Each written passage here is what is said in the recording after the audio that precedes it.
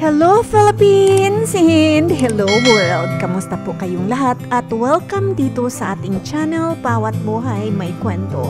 Maraming salamat po sa inyong pagdalaw upang pakinggan itong napakagandang love story na aming ihahandog sa inyo ngayon mula sa panulat ng aking napakagandang pamangkin na si Jennifer Pagsugiron na may pamagat na The two of you are long overdue. I hope you don't mind if I say that I love you. Ang bastos mo kuya, wala kang respeto sa babae. Aba miss, huwag mong sisihin kung itong mga mata ko ay hindi maiwasang tumingin dyan sa dibdib at balakang mo. Napaka-sexy mo naman kasi sa uniforming iyan. Ibalot mo kaya iyang katawan mo kung magagalit ka kapag may nakatingin at humahanga sa sexy body mo? Siya si Michael, gwapo, matipuno pero medyo bastos. Natitipuhan ang magandang katawan ni Anya.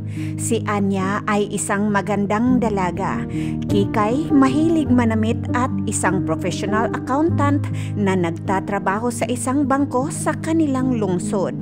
Habang pauwi siya galing trabaho ay nadaanan niya ang mga kalalakihang nakatambay sa kalsada at isa na nga doon si Michael na lagi siyang binabantayan dumadaan tuwing hapon.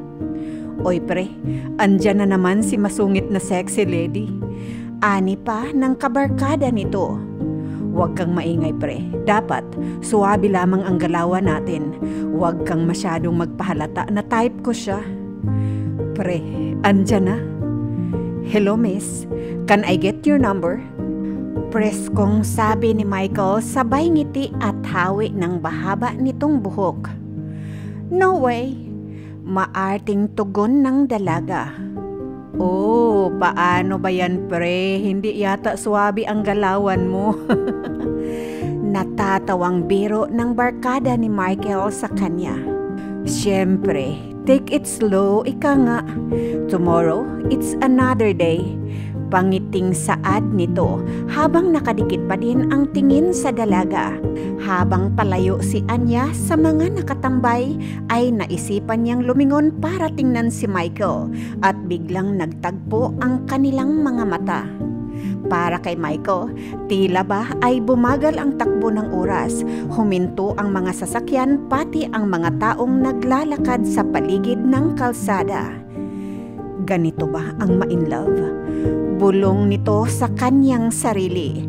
Bigla din namang naibaling ni Anya ang kanyang paningin at dumiretso sa paglalakad habang iniisip ang makinang na mga mata ni Michael.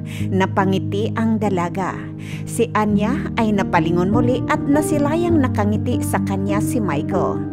Sa bahay ng dalaga pagkatapos ng kanilang hapunan ay nakatuka kay Anya ang hugasin. Habang naghuhugas ng pinagkainan ay biglang sumigaw ang nanay ng dalaga.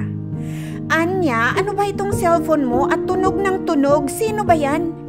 Hindi ko alam mama, tawag ba yan? Sigaw na tugon ni Anya. Abay, puntahan mo dito at hindi ko yan makita at ang aking mga mata ay malabo na. Ani ng nanay nito. Tatapusin ko lamang po ang paghuhugas mama, hindi naman siguro importante yan. Nang matapos ang paghuhugas ng mga pinggan ay dali-daling kinuha ni Anya ang kanyang cellphone para tingnan kung sino ang tumatawag. Wow, 10 new messages from unknown number? Sino kaya ito? Ang dami namang load ng taong ito. Ayon na nga at binuksan niya ang mga text at pare-pareho lang naman ang nakasulat. Good evening, dinner na yo? Dinner na mi? Na may kasama pang smiley emoji. Ang corny? Sigaw ni Anya. At dahil wala siyang load noong gabing iyon ay hindi niya ito ma-replyan. Nakatulog si Anyang curious kung kanino galing ang mga text messages na kanyang matatanggap. The next day, habang naglalakad si Anya papuntang trabaho, ay bigla nitong naalala na hindi niya nadala ang kanyang baon. Kaya patakbo siyang bumalik sa kanilang bahay para kunin ang naiwang baon nang biglang mahulog ang kanyang cellphone. At nakita niyang may pumulot sa kanyang cellphone, kaya napasigaw si Anya sa takot na baka itakbo ito ng hindi niya kilalang tao. Grabe ka naman kung makasigaw make sexy and beautiful. Mukha ba akong magnanakaw? Oh, ito cellphone mo. Stalker ba kita? Anong ginagawa mo dito? Tanong ni Anya. Ayun oh, Sabay turo sa bahay nito. Miss, ikaw ata ang nang i-stalk sa akin eh. Bakit dito ka sa harapan ng bahay namin nag-i-eksi na? Pabalang at pa-cute na tanong ni Michael. Filler? Napapadyak sa inis ang dalaga. The more you hate, the more you love. Pangiting saad ng binata. See you later, Miss Sexy and Beautiful. Pahabol nito. Shut up! Sigaw na sagot ni Anya. O pre, paano ba yan ang aga-aga eh? Bakit naman kayo nagsisigawan ni Miss Sexy? Tanong ng barkada ni Michael na saktong napadaan ng mga oras na iyon. Parte ito ng swabe moves ko pre. Sagot ni Michael. Isang araw ay may nakitang 3 fresh na pulang rosas si Anya sa kanilang lamisa. Ma, ba't may rosas dito?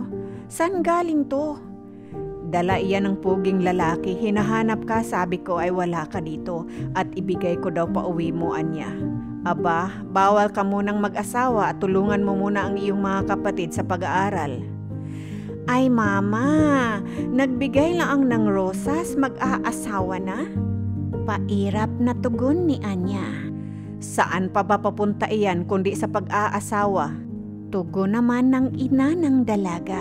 Maya-maya pa'y nakatanggap si Anya ng text galing sa parehong unknown number. Napangiti ang dalaga at dahil may load na ito ay nakapag-reply siya.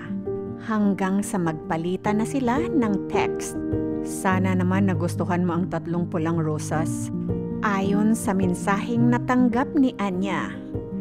Bakit may pabulaklak ka? Para saan ang mga rosas na ito? 3 rosas para sa'yo, 3 rosas dahil I love you. Huwag mo na kasi akong sungitan, libre kita quick bukas. Ayon pa kay Michael na may kasama pang smiley emoji. Quick, ang cheap nito. Panunuya ni Anya.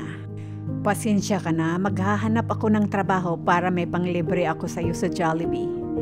Ayon pa kay Michael na may kasama uling smiley emoji.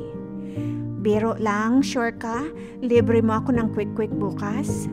Biglang kambyo ng tinig mensahe ng dalaga. Yes, I'm sure. Miss Sexy and Beautiful. Good night. Huwag mo nga akong tawagin yan. Good night. Kinabukasan na habang kumakain ng quick ay napatitig si Michael kay Anya. Mas lalo kang gumaganda kapag kumakain ng quick. Nakangiting tura ng binata. Tuwing hapon mo ako ililibre ng quick niyan. Nakangiting biro tugon ng dalaga. Pwede naman Miss Sexy and Beautiful pero kailangan ko muna magtrabaho. Pwede ba? Ang corny ng Miss Sexy and Beautiful na yan. Medyo pagmamaktol ng dalaga. Alam mo, ilang araw na tayong nag-uusap pero hindi ko pa din alam ang pangalan mo. Nakangiting biro ni Michael. Anya, 32, single. Nakangiting tugon ng dalaga. Michael, 34, single and ready to mingle.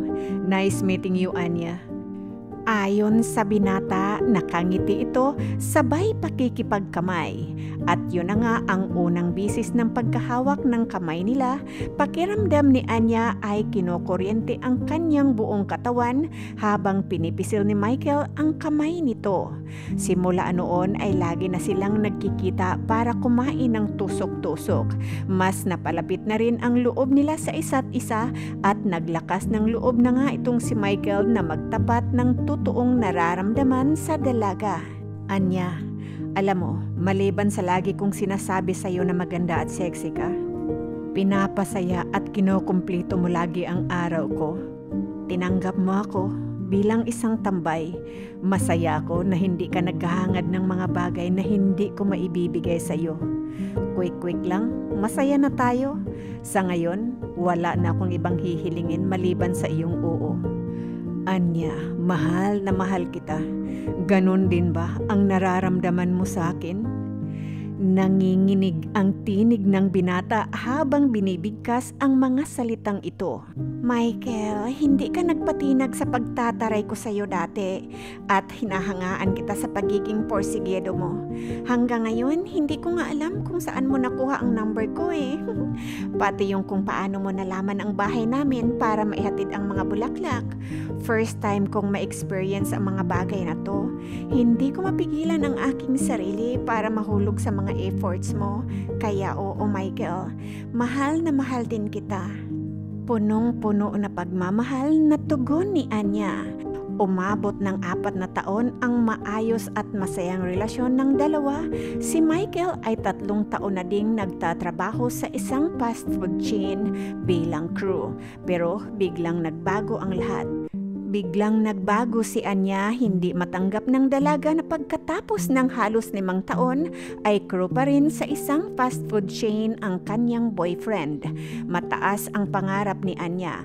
Madami siyang gustong gawin para sa kanila ni Michael, madami din siyang gustong hinihingi at hindi kayang ibigay ni Michael dahil kulang din ang sahod ng binata. Michael, ano ba?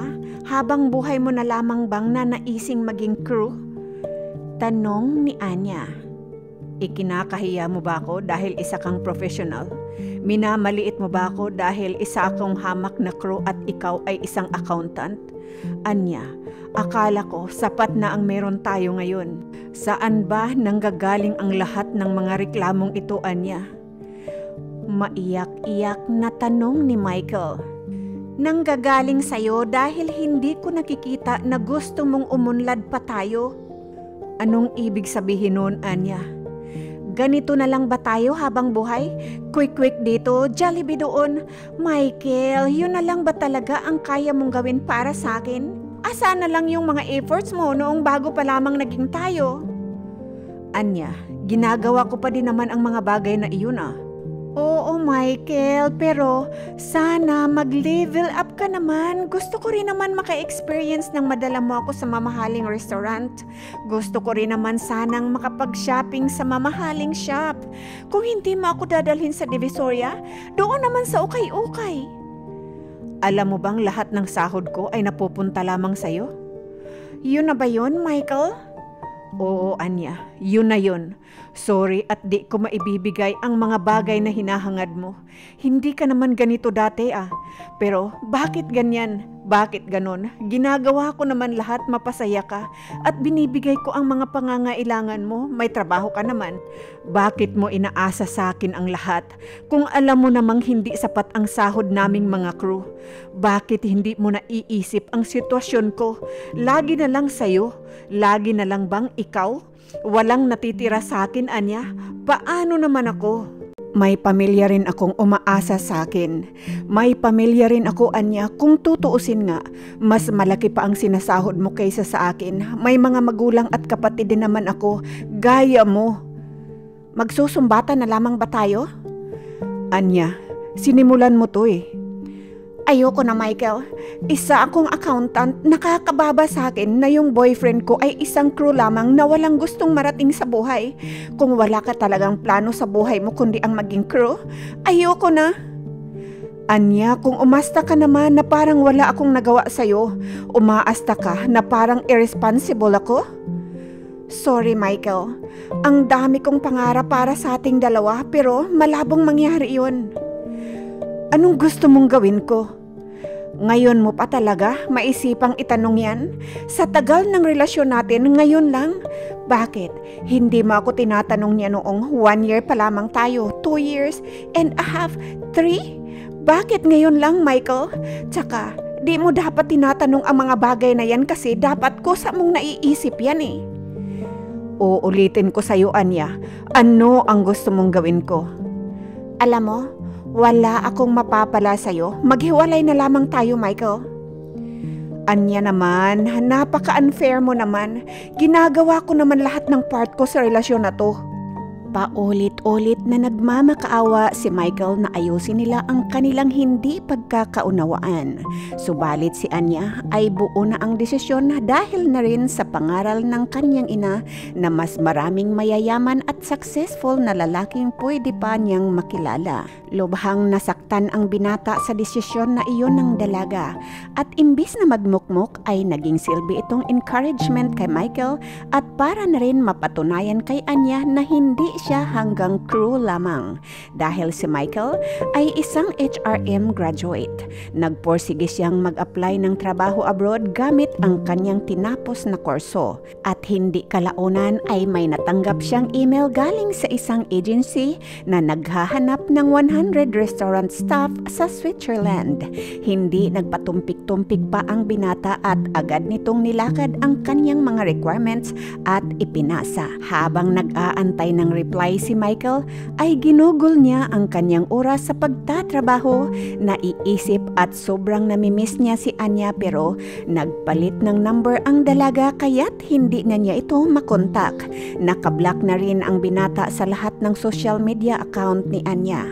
Si Anya naman ay ibinuhos ang oras sa kanyang karel at paghahanap ng tamang lalaki para sa kanya hanggang sa matagpuan niya ang kanyang katrabahong nagpapatawa sa kanya at ito ay si Arthur na 6 na taon ang tanda sa kanya.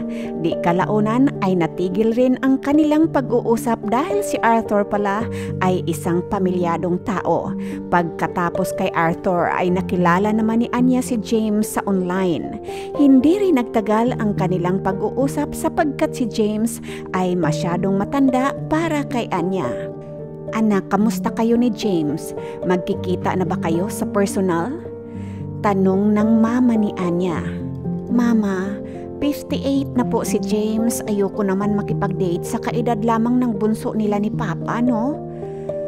Ay nako anak, tatandang dalaga ka sa pagiging choosy mo na yan eh. Tugon ng nanay nito nang biglang maalala ni Anya si Michael. Kamusta na kaya siya? Sa loob-loob ni Anya. Pagkatapos ng 3 buwan na pag-aabang ni James ay nakatanggap siya ng reply galing sa agency. Kinakabahang binuksan at binasa ng binata ang email. Napalundag ito sa tuwa nang makitang pasado siya sa application process at siya'y pinapapunta sa training center para mag-training ng 5 buwan. Pagkalipas ng 5 buwan, puspusang nag-aral at nag-training si James ay sa wakas ay nairaos niya na din ito at ang pinakaaantay niyang araw ay dumating na. Ngayon ang flight ni James papuntang Switzerland. Hindi niya alam ang nag-aantay na buhay sa kanya sa banyagang bansa pero excited ang binata sapagkat ito ang unang hakbang para simulan ang kanyang panibagong buhay abroad. At habang naghihintay ng boarding ay tanging naiisip niya lamang si Anya. Naisip niya kung dapat bang pinuntahan niya si Anya sa bahay nito. Iniisip niya kung pagsisisihan niya bang hindi siya nagpaalam kay Anya. Sa mga oras ding iyon ay hawak-hawak ni Michael ang mga litrato nila ni Anya na may kasamang love letter. Gusto kong tumakbo.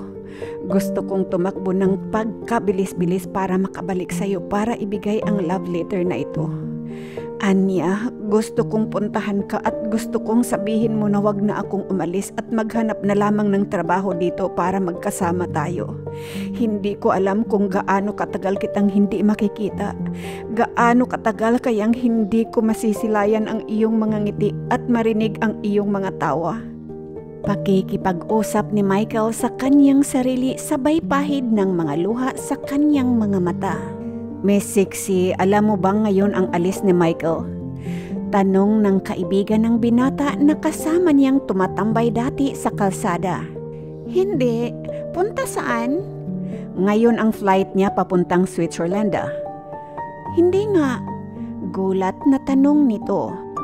Oo nga, nabanggit niya nga noon sa akin na may ibibigay daw siyang sulat sa iyo eh. Dahil hindi mo alam, ibig sabihin hindi niya naibigay ang sulat. Natanggap siya bilang restaurant staff doon. Napakaswerte naman talaga ni Michael, nakabingwit na nga ng Anya, nakapag Switzerland pa. Noong mga oras na iyon ay hindi maipaliwanag ni Anya kung ano ang kanyang nararamdaman. Hindi niya alam kung mapapalundag ba siya sa tuwa para kay Michael o humagulgol na lamang sa lungkot na hindi siya parte ng yugtong ito sa buhay ni Michael. Ang tanga-tanga ko. Ang tanga-tanga ko. Naiiyak na sambit ng dalaga. Totoo ba ang balitaan niya na nasa Switzerland na si Michael? Kamustahin mo? Kakamustahin, ma? Noong crew pa lamang si Michael ay halos isubsob mo ang mukha ko sa katotohanan na wala akong mapapala sa kanya. At ngayon na nasa Switzerland na siya, uutusan mo akong kakamustahin siya? Hindi ba iyon ang gusto mo? Makipaghiwalay ka kay Michael dahil hindi niya maibibigay ang iyong mga luho. Ngayong nasa Switzerland na siya, hindi lamang kotse ang kanyang maibibigay sa iyo, magkakamansyon ka pa. Dahil sa tinuran na iyon ng kanyang ina, doon na pagtanto ni Anya na masyado siyang naging materialistic. Sa kanya lamang na-realize na hindi siya nagtiwala kay Michael at nangibabaw ang pagiging desperada niya sa mga bagay na kanyang hinahangad. Real success takes time. Mga katagang na isulat ni Anya sa kanyang notebook habang umiiyak sa sama ng loob at konsensya dahil sa mga masasakit na binitawang salita kay Michael. It's too late. Nahihiya ako sa sarili ko. It's not wrong to want for more. What's wrong is when you hurt the person in the process of asking more. Pag-post ni Anya sa kanyang Facebook na nakapublic. Switzerland, napakaganda at napakayaman na bansa. Isang malaking pribilehiyo para sa kagaya ko na dating fast food chain crew lamang sa Pinas. Kaya wala akong karapatan magreklamo na nahihirapan ako sa trabaho at pakikitungo sa mga tao dito. Pero potsa, napakahirap mangulila sa mga taong mahal mo sa buhay. Ani Michael habang kausap ang pamilya nito sa telepono. Noong maibaba ni Michael ang telefon ay naisipan nitong buksan ang kanyang Facebook at sinubukan niyang hanapin ang pangalan ni Anya. Laking tuwa niya noong makita niya ang profile ng dalaga at ang tuwa ay bigla na palitan ng kirot sa dibdib. Halos 4 na taon akong nangulila sa iyo. Mukhang napakasaya ng buhay mo ngayon, lalo pat may anak ka na. Pag-type ng binata sa messenger ni Anya pero sabay ding pagbura. At dahil doon ay nagsimulang gumamit ng online dating app si Michael. Si Anya ay pamilyado na naman. Panahon na siguro para gumawa na rin ako ng sarili kong pamilya. Tumatanda na ako, may sarili naman akong bahay at nakakaipon kahit papaano. Malungkot nga lamang dahil sa ibang babae ko tutuparin ang mga pangarap ko para kay Anya. Pero mas nakakalungkot na ibang lalaki ang magbibigay ng mga bagay na gusto niya imbis na ako. Pero kahit ganun, masaya akong masaya siya. Alam kong pangarap niyang magkaroon ng pamilya. Yung mga picture niya sa Facebook, halatang masaya at kontento na siya sa buhay. Sa di katagalan ng paggamit ng dating app ay nakilala ni Michael si Jess, 28 years old, mabait, lumaki sa may kayang pamilya, matalino, walang kaarte-arte sa katawan. Siya ngayon ay nagtatrabaho bilang assistant manager sa isang IT company sa Cebu. Bakit kaya laging hinahanap natin ang mga bagay na wala sa atin?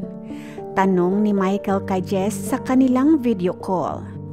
What do you mean, Michael? Tanong ni Jess. Ako galing sa hirap, maraming luho at gustong-gustong yumaman. Kahit hindi ganun kayaman, basta comfortable sa araw-araw. Well, ganun naman talaga siguro ang buhay. Normal lang naman talaga yang gugustuhin mong maka-experience ng mga bagay na hindi natin nai-experience. Nakakasawa din kasi kung palaging baboy ang kinakain, ano? Pabirong sagot ng dalaga. Pag umuulan, gusto nating uminit. Pag lagi namang mainit, gusto naman nating umuulan. Dagdag pa nito, sa araw-araw nilang pag-uusap online ay lubusang nakilala ni Michael si Jess at mas lalo pa siyang napahanga sa dalaga. Malaki ang pagkakaiba nila ni Anya. Si Jess ay nanggaling sa marangyang pamilya pero napakasimpleng babae. Hindi malaki ang ulo. Mas nagustuhan niya ang simpleng buhay sa probinsya at magtanim ng palay sa bukid. Bakit naman bukid, Jess? Gusto mo ba talaga akong maging magsasaka? Pabirong tanong ni Michael. Hindi naman sa ganon, sanay lang talaga ako na pinagsisilbihan. Lumaki ako sa lugar kung saan napapalibutan ng mga matataas na buildings. Gusto ko naman ma-experience ang buhay na napapalibutan ng puno, palayan, huni ng ibon at mga palaka kapag hapon. Di ba ang sarap? Nako, tigilan mo yan. Ako'y nai-inlove na sa'yo. Anong nakaka-inlove doon? Ang sarap makipag-usap sa'yo pag nakikinig ako ng mga pangarap mo. Nawawala ang problema ko. Gumagaan ang pakiramdam ko. Salamat ha. Salamat ka dyan. Ako nga ang dapat mag-thank you sa'yo kasi hindi ka nagsasawang makikinig sa mga pantasya ko. Sarap mong pakasalan. Sabay patay ng tawag at nabigla ang binata sa sarili nitong mga salita. Nagtaka ang dalaga sa nangyari. Bakit namatay ang tawag natin? Nalubat ka ba? Tanong ng dalaga na tila ba'y hindi niya narinig ang sinabi sa kanya ng binata. Samantalang si Michael ay na-hysterical na sa hiya. Mahabaging langit, ako po'y inyong tulungan. Lupa, kainin niyo na ako. Sambit ni Michael sabay kamot sa kanyang ulo. Maya-maya pa, naglakas loob si Michael na i-video call si Jess para humingi ng paumanhin sa sinabi nito. Agad naman sinagot ng dalaga ang tawag. Oy, what happened? Curious na tanong ni Jess. Yung sinabi ko kanina, huwag mo nang pansinin yun ha? Ano ba ang sinabi mong wag na dapat pansinin? Yes, hindi niya pala napansin. Mabuti naman. Sa loob-loob ni Michael. O yun ba yung sarap kong pakasalan? Sure ka dyan? Baka mamaya takbuhan mo ako sa altar. The runaway groom? Pabirong sabi ni Jess. Nanlambot ang mga tuhod ni Michael sa narinig. Narinig ko ba ang mga narinig ko? Sa loob ni Michael habang kinikilig. Oy, namumula ka Michael? Natatawang sabi ni Jess. Dahil sa usapan nilang iyon ay lumalim pa ang nararamdaman nila sa isa't isa hanggang sa... Jess, 1 taon na lamang magtatapos na ang kontrata ko. Hindi na ako magpaparenew, uuwian na kita. Pabirong saad ni Michael. Ang galing mo talaga sa mga ganoong linyahan ha? Hindi nga, seryoso ako. Pag uuwian ba kita, pakakasalan mo ko? Hindi inalintana ni Jess na sasabihin iyon ni Michael. The truth is, matagal ko nang hinihintay na sasabihin mo yan, Michael. Seryoso, Jess? Pagkagulat ng binata. Yes, Michael. Yes, as in, yes, pumapayag kang pakasalan ako? Tanong ni Michael. Yes, ngiting sagot ni Anya. Yes! Napalundag na sigaw ni Michael sa saya. Napagdesisyonan ng dalawa na doon muna manatili si Jess sa bahay ni Michael kasama ng pamilya nito habang hinihintay ang pagdating ng binata. Yes, Michael. Napaka-accommodating ng family mo. Nanay is very nice to me at super caring. I'm really glad na nagustuhan nila ang padala ng mga parents ko. Susunod na lang daw sila mama at papa dito. Alam mo, super excited sila na ma-meet ka in person. Mabuti kung ganun. Sabihin ko nga sa kanila mama, huwag ka masyadong tatuhing prinsesa. Kasi ayaw mo ng ganun, hindi ba? Pero syempre, hindi naman pwede kasi hindi ka lang bisita, fiancé kita. Pasweet na saad ni Michael. Sa kabilang banda, Anya! Ma, sigaw ka ng sigaw para bang bingi ang kausap mo. Alam mo ba na napadaan kami kanina sa bahay nila Michael galing palengke? O tapos, may maputing magandang babae sa loob, kakwentuhan ng mama ni Michael. Ano naman po ngayon, mama? Anak, di kaya girlfriend yun ni Michael? Biglang napahinto si Anya sa kanyang ginagawa dahil sa sinabing iyon ng kanyang ina. Dali-dali niyang binuksan ang kanyang Facebook at dinalaw ang account ni Michael para tingnan kung may picture sila ng babae, subalit wala itong ka-post-post. Di ba siya nagpe-Facebook? O di kaya may iba siyang ibang account na nakablock ako? sa loob-loob ng dalaga habang kinakabahan. Ma, baka hindi naman po ata jowa ni Michael yung nakita mo. Pagkarinig ko galing Cebu daw yung babae. Matagal na ring inihanda ni Anya ang kanyang sarili kung sakaling mabalitaan niya man ang ganitong pangyayari. Hindi inasahan ng dalaga na siya ay sobrang maaapektuhan.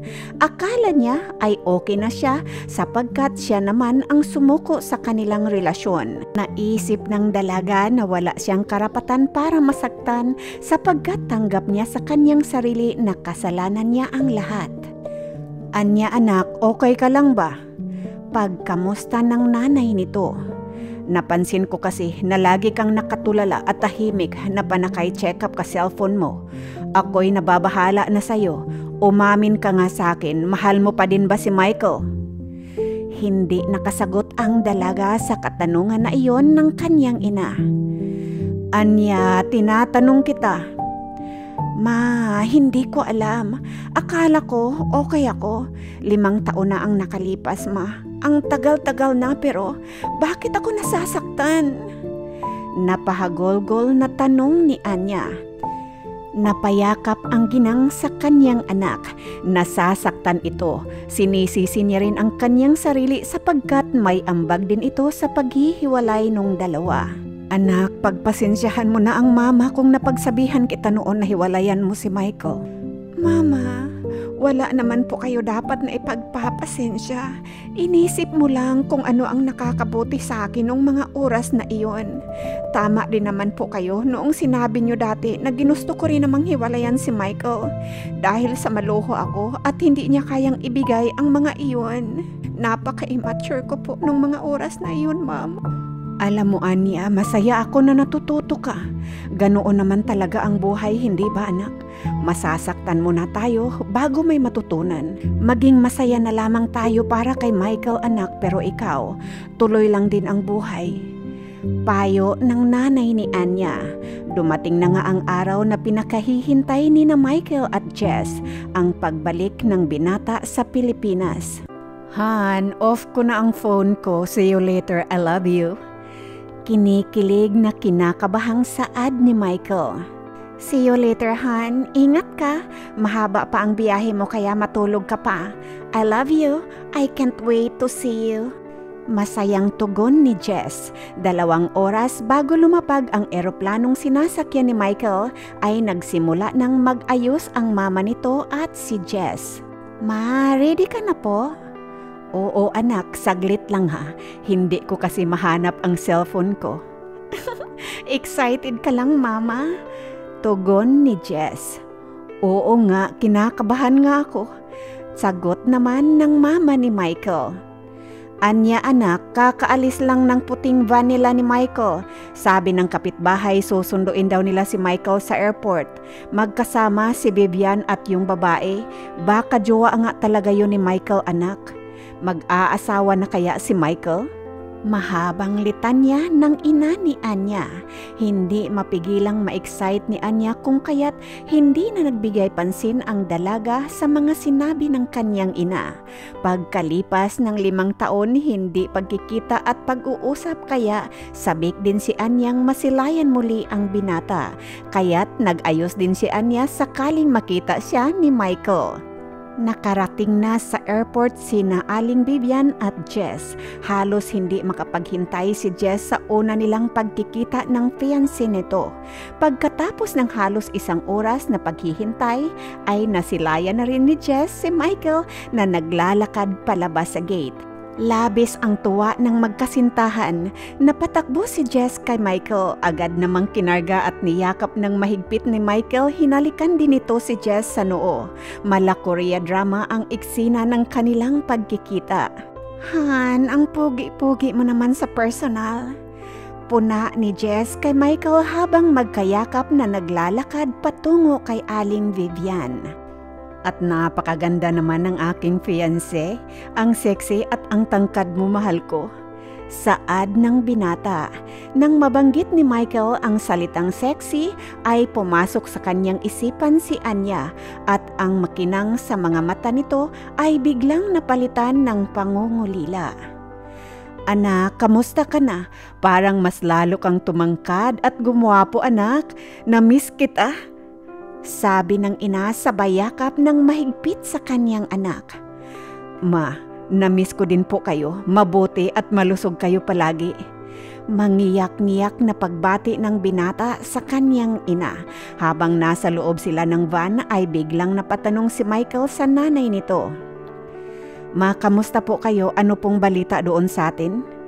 Biglang napatingin ang nanay nito kay Michael sapagkat alam niyang kinakamusta ng binata ay ang kanyang ex na si Anya. Inosente naman napatingin sa kanilang dalawa si Jess.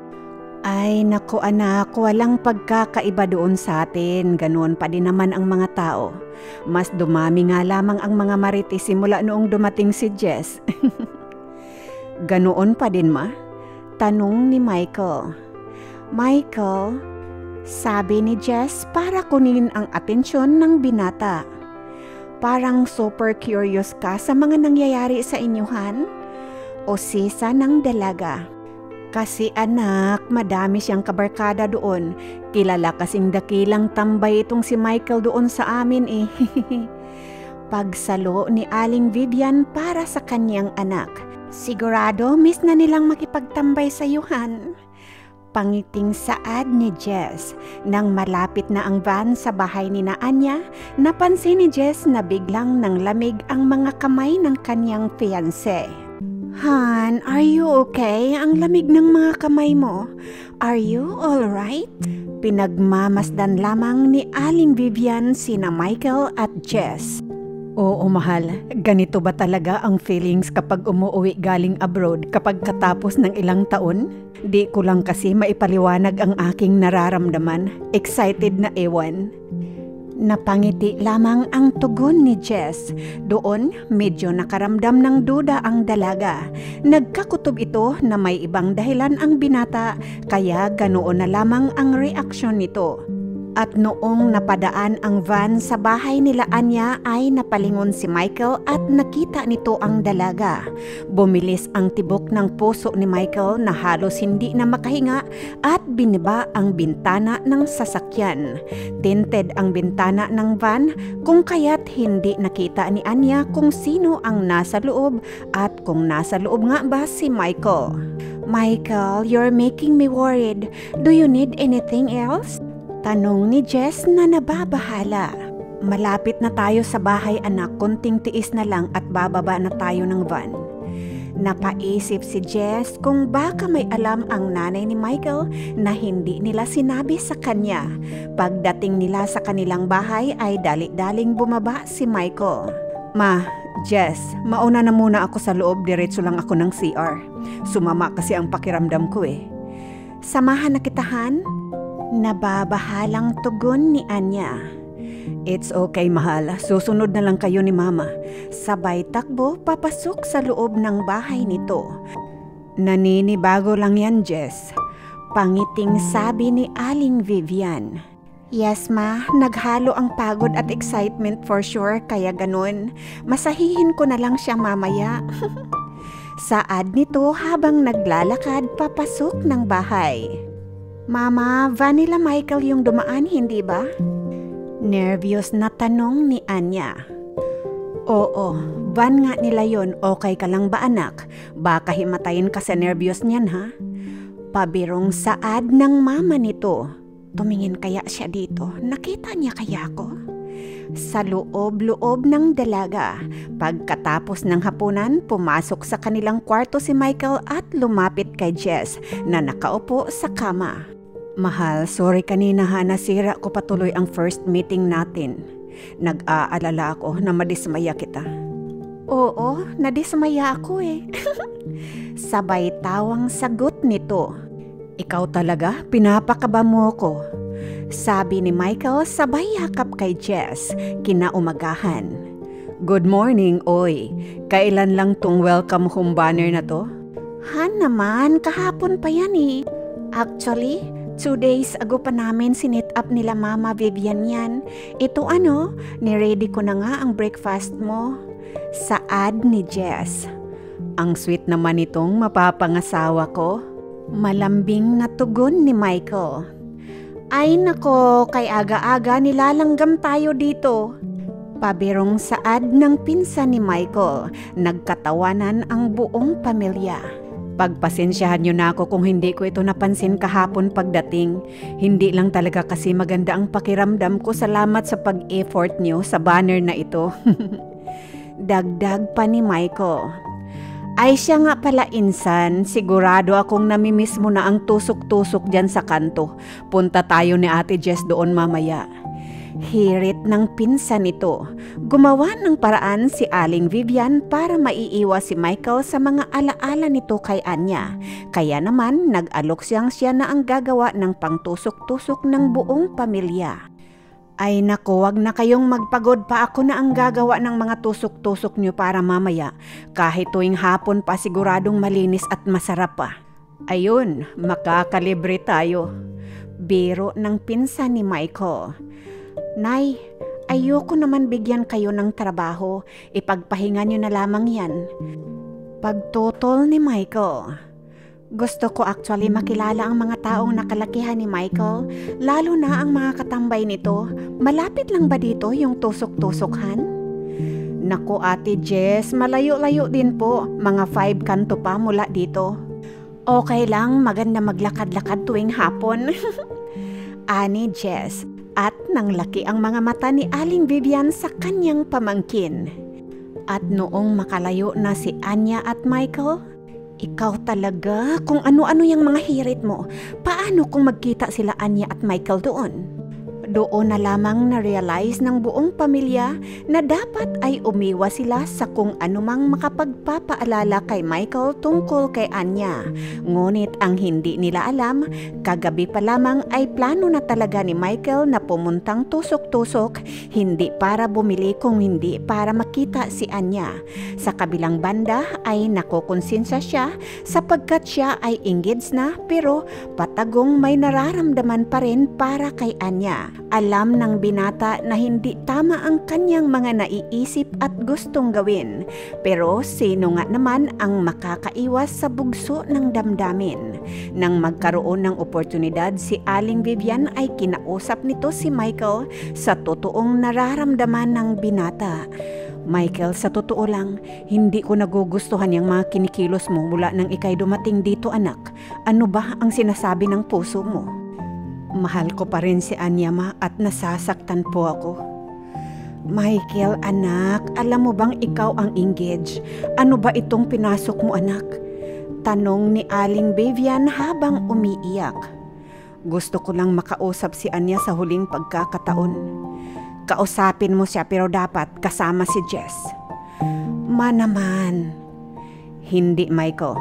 Wala kang itatago sa babaeng pakakasalan mo. Sundin mo ang payo ko, hindi bilang ina kundi bilang isang babae.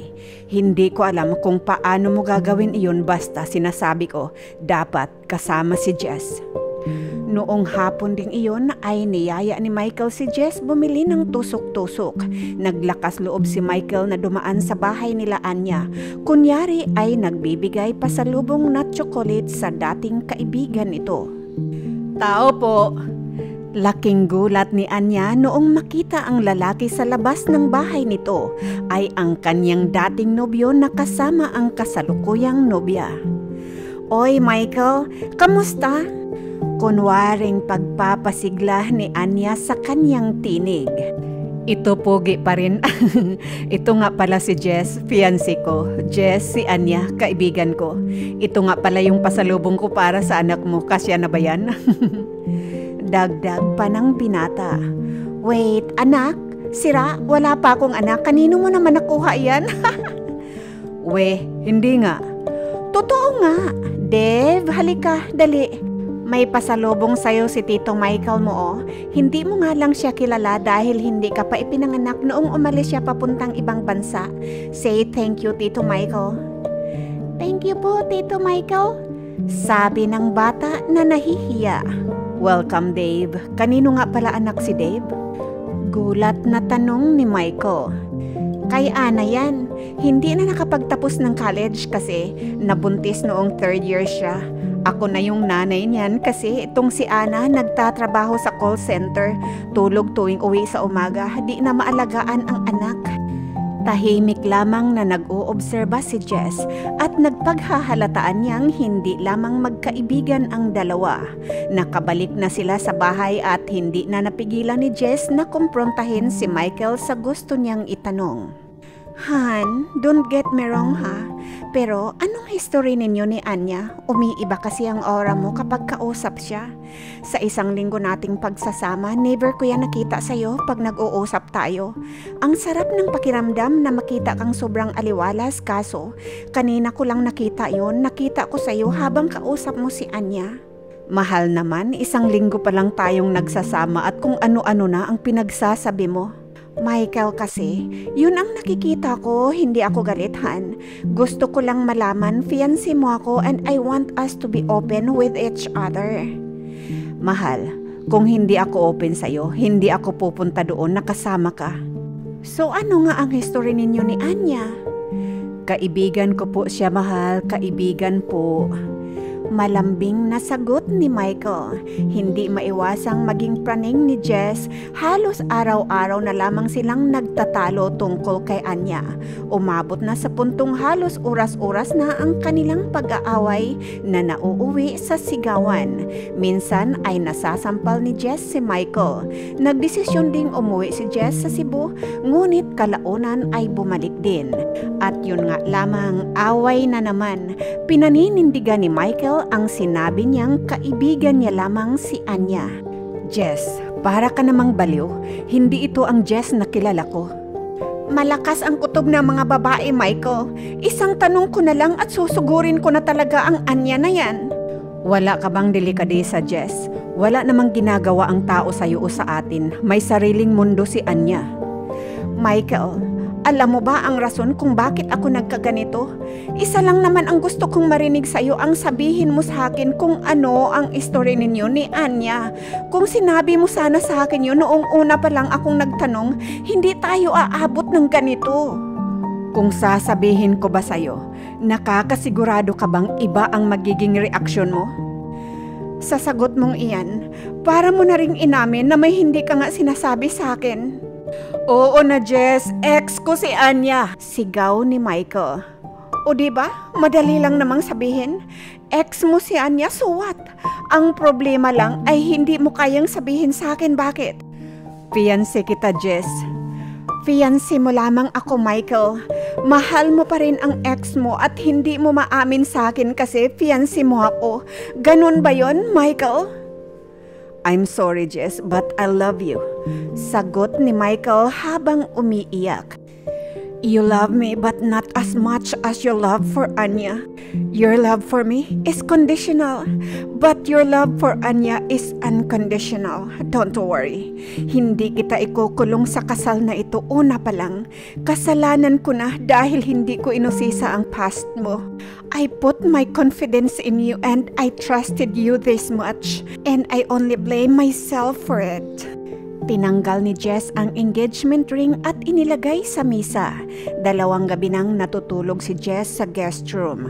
Maliban kay Michael, maayos na nagpaalam ang dalaga sa pamilya ng binata para bumalik na sa Cebu. Nagising si Michael na wala na si Jess at ang tanging nadatnan niya ay ang papel na may nakasulat. Fix everything with Anya. The two of you are long overdue. Love, Jess. Pagkatapos basahin ang liham ni Jess, hindi malaman ni Michael kung ano ang kanyang mararamdaman. Malulungkot ba siya o matutuwa? O, ano pang inaantay mo? Pinalaya ka na ni Jess, kaya puntahan mo na ang babaeng nais ng puso mo. Ma, nahihiya ako kay Jess. Napakabuti niyang tao para magamit.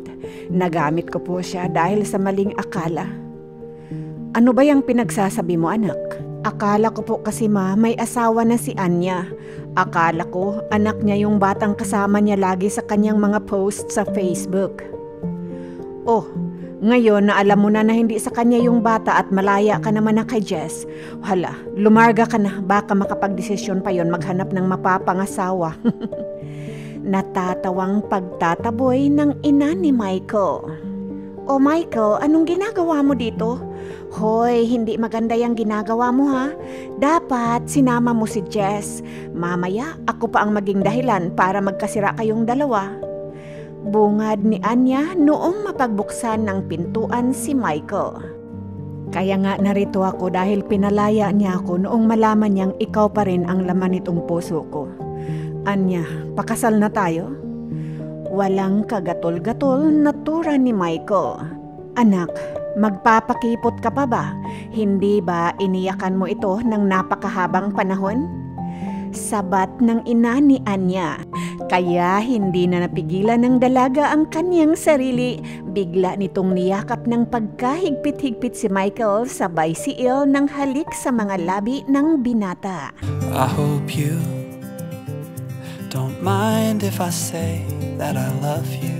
Ang tunay na pag-ibig ay mapangunawa at mapagbigay. Ginawa na ni Jess ang alam niyang tama. Pinalaya niya si Michael sa pagkakatali sa kanya nang dahil sa maling akala.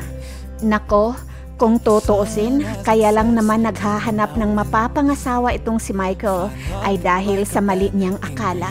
Hindi ba? Akala niya nga ay anak ni Anya ang kanyang nakitang bata na kasama nito sa mga pictures na nakapost sa Facebook? Isisisi ba natin sa Facebook ang mga ginawa ni Michael?